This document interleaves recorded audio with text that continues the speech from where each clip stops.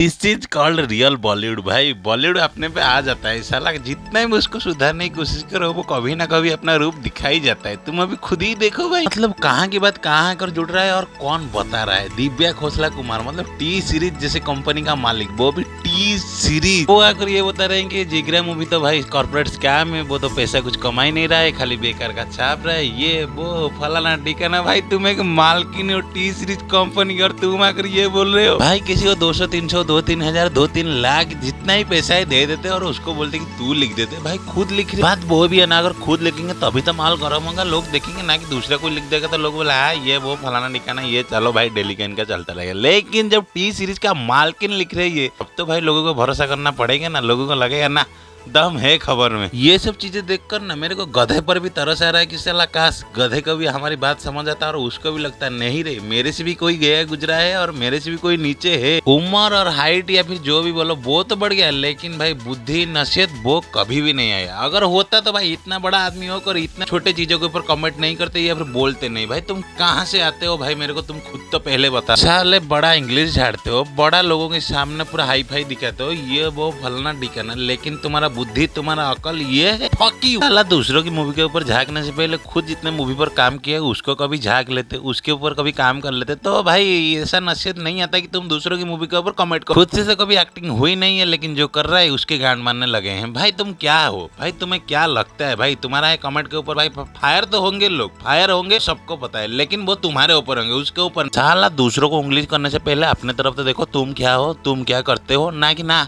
खाली उसको ही गांड मारते जाओ और पीछे तो हमारा देह है ही नहीं और हमें तो कोई देखता नहीं पीछे से, चूतिया कहेंगे। और उसी से ही मेरे को याद आया कि साला टी सीरीज वालों तुम्हारा तो जो कोई प्रॉपर्टी इस्तेमाल करता है या फिर जो भी करता है भाई तुम तो पूरा पेनी नजर से देखते रहते हो और उसके ऊपर एक कॉपीराइट स्ट्राइक या फिर कॉपीराइट क्लेम दे देते हो। लेकिन तुम जो स्त्री के इतना बड़ा पार्ट को इतना बड़ा एलिमेंट को अपने पिक्चर में डाल दिया, उसका क्या भाई, राजकुमार राव होने से उसके पिक्चर को डाल दोगे ऐसा तो नहीं हो सकता ना, उसको और किसी ने बनाया है भाई, राजकुमार राव का काम था, वो राजकुमार राव की प्रॉपर्टी नहीं था कि भाई वो आ गया तो भाई उसके साथ वो भी आ जाएगा। नहीं भाई नहीं, तुम्हें तो पता ही होगा, लेकिन तुम जानबूझकर भाई उसका गांड मार दिया और उसके बाद माफी मांग रहे हो कि गलती हो गया हमसे। पता तुम्हें ठीक होगा, लेकिन तुम जानबूझकर ये तुक्का खेल गए कि साला स्त्री चल गया, उसका एक सिग्निफिकेंट पार्ट डाल दो तो ये भी चल जाएगा, लेकिन घंटा चलेगा अगर कंटेंट में दम नहीं होगा तो चूतिया। उसके बाद मार्टिन वाला का तो कुछ अलग ही चल रहा है, वो सीधा साला लीगल नोटिस भेज रहे हैं कि क्यों हमारे पिक्चर को बुरा बोल रहे हो। भाई साहब तुम तो ऐसे बोल, रास्ते के ऊपर चीजें रख रहे हो, उसके बाद लोग जज करेंगे तो उनको बोल रहे हो कि क्यों बुरा बोले, तो बहनचोद उसको रास्ते में क्यों रखा, कौन बोलता है तुम्हें ऐसा पिक्चर बनाने के लिए, जब पिक्चर बुरा बन जाता है तब तो देख रहे हो कि अरे सारा पिक्चर इतना बुरा बन गया, नहीं इसको ओटीटी पे डाल दें या फिर और कहीं पर डाल। थिएटर में क्यों रिलीज करते हो, अगर थिएटर में रिलीज करोगे तो लोग देख के बुरा नहीं बोलेंगे क्या, अच्छा बोले। इसको तुम पहले सोचना चाहिए जब काम करते हो या फिर स्टोरी लिखते हो, जब